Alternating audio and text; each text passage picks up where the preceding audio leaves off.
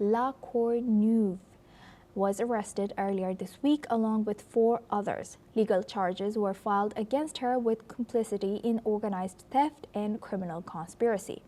Her court appearance comes as one of the other suspects detained in the same case was released earlier, with no legal charges put against him. According to French authorities, 2 men who were arrested earlier in the investigation have already been charged after they partially admitted involvement. They are suspected of entering the gallery while 2 others stood guard outside.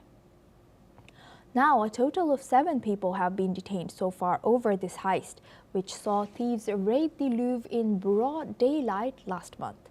The theft operation, which lasted just 7 minutes, saw jewelry worth about $102 million stolen.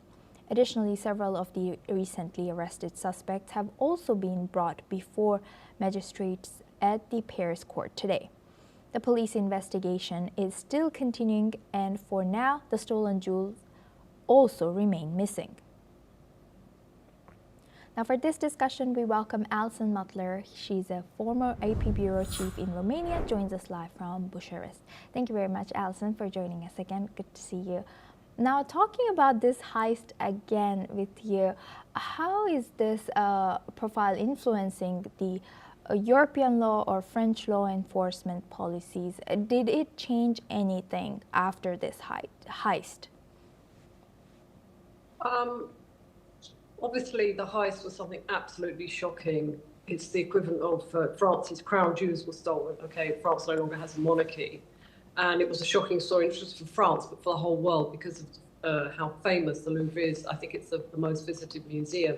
So there's a lot of pressure on French law enforcement to apprehend the people that stole these jewels, and some of them they dropped. There was evidence, obviously, there was DNA left on the motorbikes, there may have been DNA left in the museum, and they have tried to act quickly. Some of the lawyers said they acted too quickly, that they used dragnet and they just started arresting people without, solid proof. But there is a lot of pressure on French law enforcement to get the perpetrators, but not just the perpetrators, the people that carried it out, but the people behind the heist, the people who organized it, the people who ordered the heist. And then obviously the important thing is to recover the jewels. That has not happened so far, but obviously French law enforcement is putting a lot of pressure on the people they have arrested and apprehended to discover who the people who ordered this heist were and where the jewels have been taken.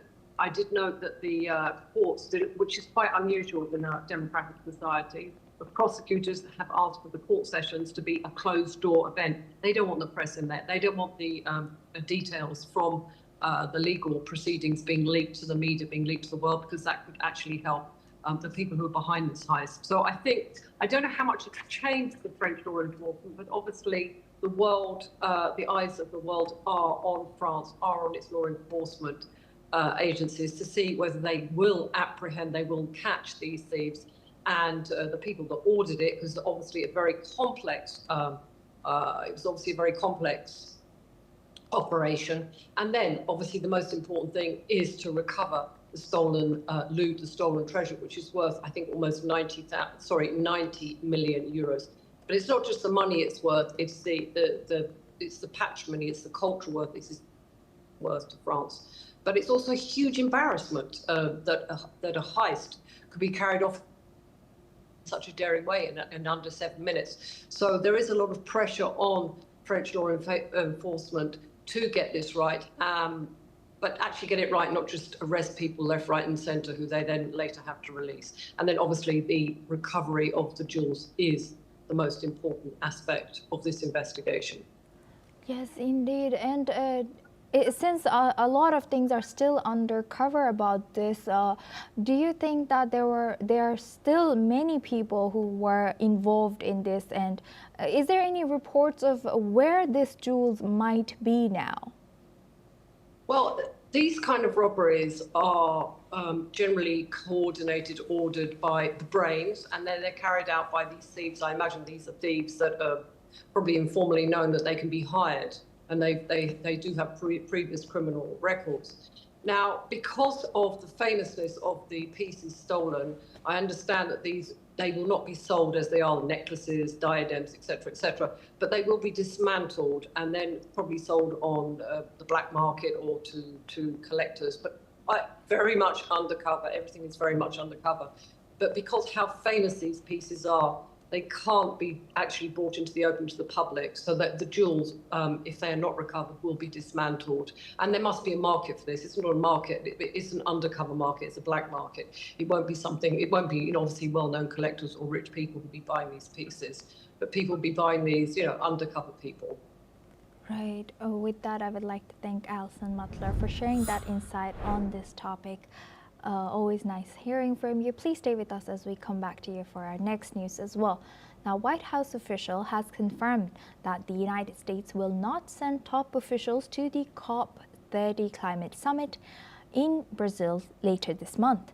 Instead, President Donald Trump is focusing on promoting fossil fuel development and energy partnership through trade and diplomatic deals. The announcement follows Trump's controversial speech at the United Nations General Assembly in September, where he dismissed climate change as the greatest con job ever perpetrated on the world and criticized the international climate predictions as costly and misleading.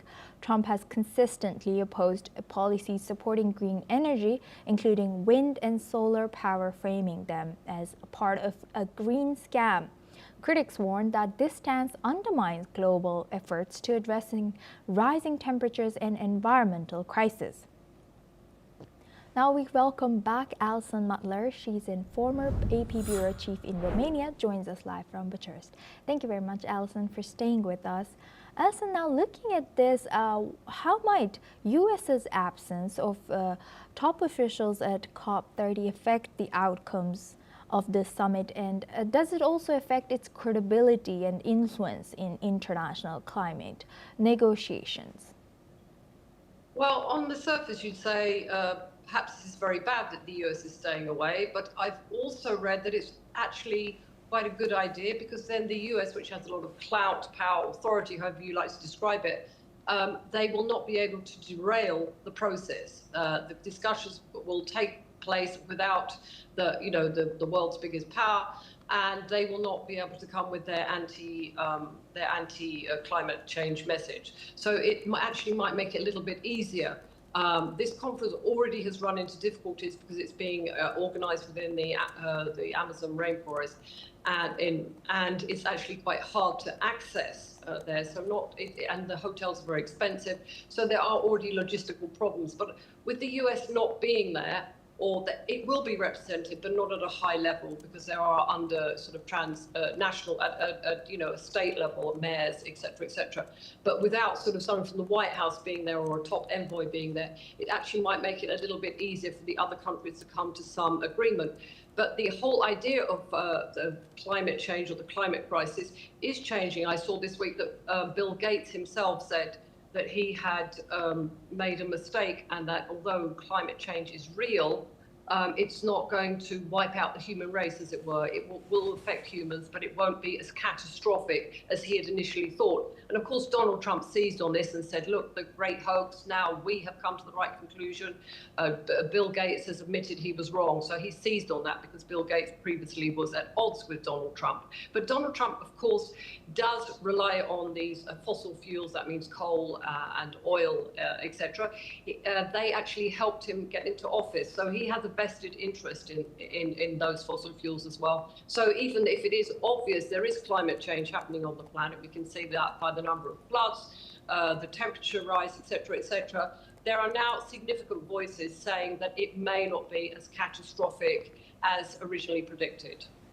Right, and I really like how you say Bill Gates was the ultimate Donald Trump there. Alison, do you think all these changes or all these sparks coming in from President Trump and also Bill Gates, do you think this will undermine the actual implications that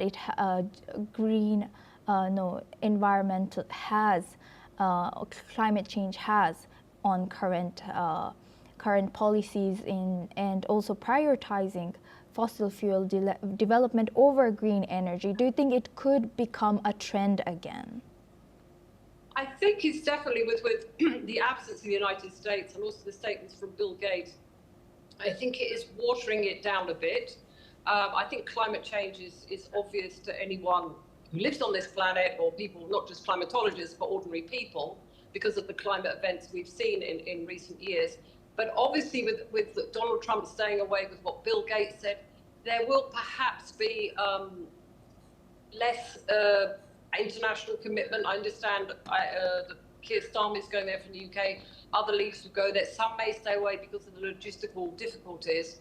And definitely, I think that there is more of an alternative voice now. So maybe we will lead to a world where there will be alternative renewable energy like wind and nuclear, etc. But there will be fossil. I don't think fossil fuels will go away because people need, what energy sources they can get. So maybe the pressure on the climate change, it will be somewhat dissipated with Donald Trump's position, I think.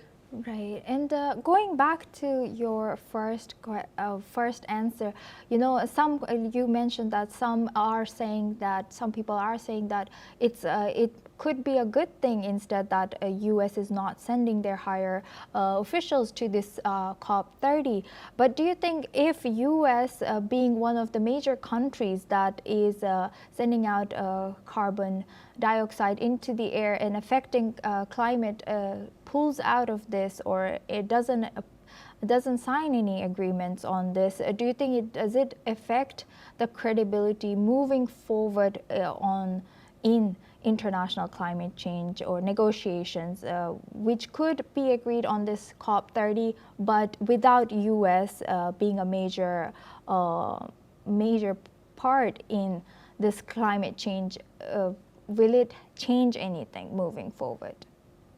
Yes, without the presence of the US there, which is, as you say, produces most of the carbon, it will affect the strength and the authority of this movement. There's no doubt about it. But I'm afraid that was predictable, because we know what Donald Trump's position on climate change is from day one. Even on his first term, he called it a hoax. So I think it will affect it, but it wasn't entirely unpredictable. And obviously, he's, as I said, very much helped by somebody who's previously a champion of fighting climate change, has changed his attitude. He's not said it doesn't exist, but he's just saying it's not as catastrophic as we thought it would be. We don't know what's behind the change of his decision, whether it's scientific research or whether it's a political reason. But there definitely is a very strong voice against action for climate change. And the US not being there does undermine what will be decided at this meeting, at the summit. I think it's this week. Yes, yes. I think it starts from next week, or yes, next week, Monday, right? Mm-hmm. And Alison, building on that, who do you think would be taking lead instead of US in this summit then? Well, it's not been confirmed exactly who's going. I've been reading reports. I do know that Keir Starmer is going, so maybe Britain will assume a leading role. I don't know what France is. France has a lot of nuclear power. They also might play a role. There might be, because there is no big country like the US, there may be a coalition of 2 or 3 or 4 countries that get together to form a stronger association. That could also happen, because there isn't, that the US is a major power, and we don't have at the moment a major power attending. So we might have a coalition of other countries together who will try and form a sort of leadership role. I think that's my prediction. And do you think that lastly, Alison, do you think that part of U.S. not sending its delegation to this upper delegation to this COP summit could be the strained or rocky relationship that we saw earlier with Lula and Bolsonaro and Trump? Do you think could that be part of reason as well?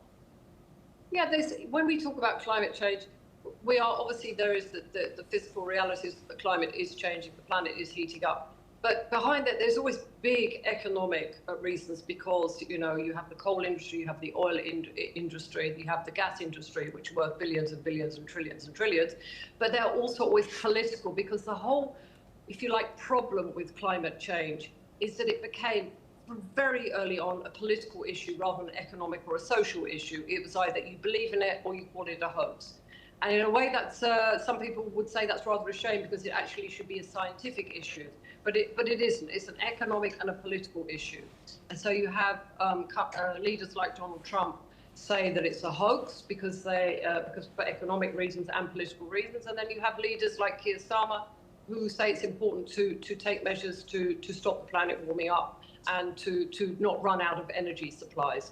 So politics always play a role in these matters, as do economics. And it's not just a geological, human, social issue. With that, I would like to thank Alison Mutler for joining